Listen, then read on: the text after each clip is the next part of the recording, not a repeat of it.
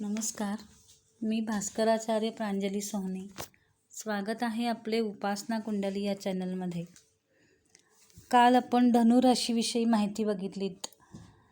आत्ता आपण धनुराशीचे अर्थकारण काय असावे याबद्दल थोडीशी माहिती बघणार आहोत.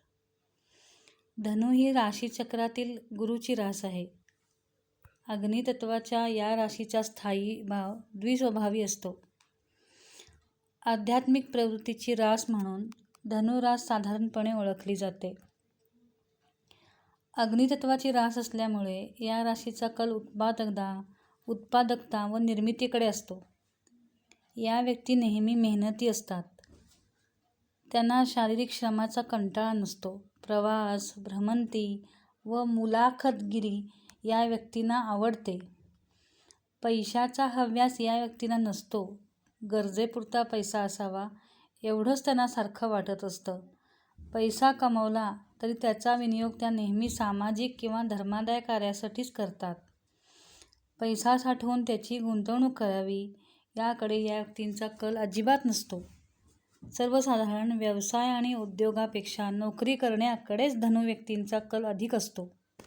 पण एखादं छोटं पद स्वीकारण्याची त्यांची तयारी नसते. त्यांना अधिकारपदच हवे असते.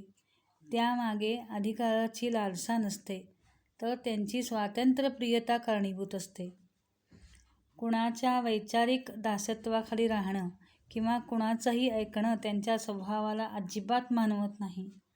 आपल्या कार्यक्षेत्रात त्यांना पूर्ण स्वातंत्र्य हवं असतं. व्यापारी वृत्तीचा अभाव असल्यामुळे त्या व्यक्ती कधीही व्यवसाय करत नाहीत.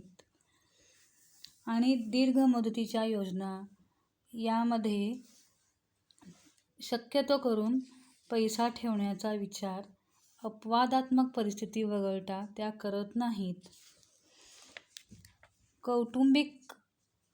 कौटुंबिक संपत्तीतला वाटा, वारसा हक्क या बाबतीमध्ये या पूर्ण उदासीन असतात. त्यासाठी वादविवाद घालणे त्यांना जमत नाही. आर्थिक हानी झाल्यास त्याचे आघात सहन करण्याची त्यांची इच्छा आणि क्षमता दोन्ही चांगली असते.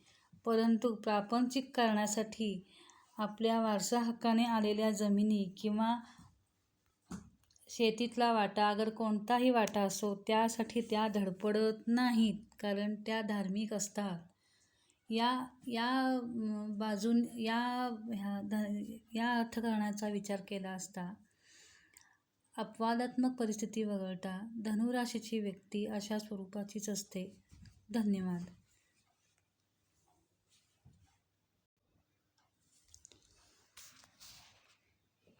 आणखीन एक धनुराशीच्या स्त्रियांबद्दल आपण थोडीशी माहिती बघू.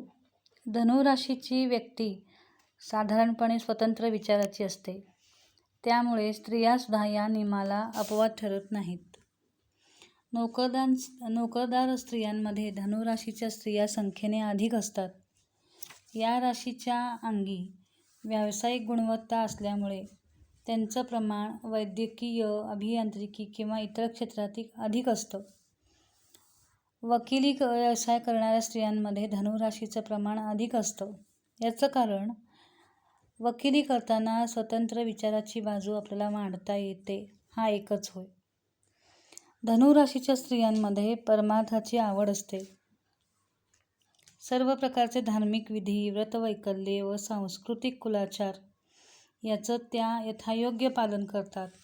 मुलाबाळांवरही त्या योग्य त्या प्रकारे संस्कार करतात.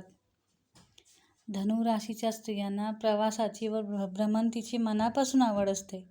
ट्रेकिंग, गिरिभ्रमण किंवा खो-खो यासारख्या मैदानी खेळांमध्ये त्या प्रवीण असू शकतात.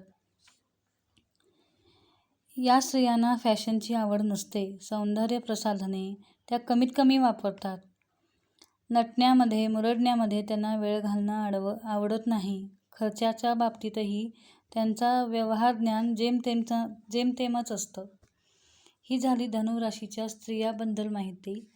आज मी सांगितलेली माहिती तुम्हाला जर आवडली असेल तर माझ्या चॅनलला लाईक करा आणि सबस्क्राईब करा आणि आपल्या समस्या कमेंट बॉक्समध्ये नोंदवा. धन्यवाद.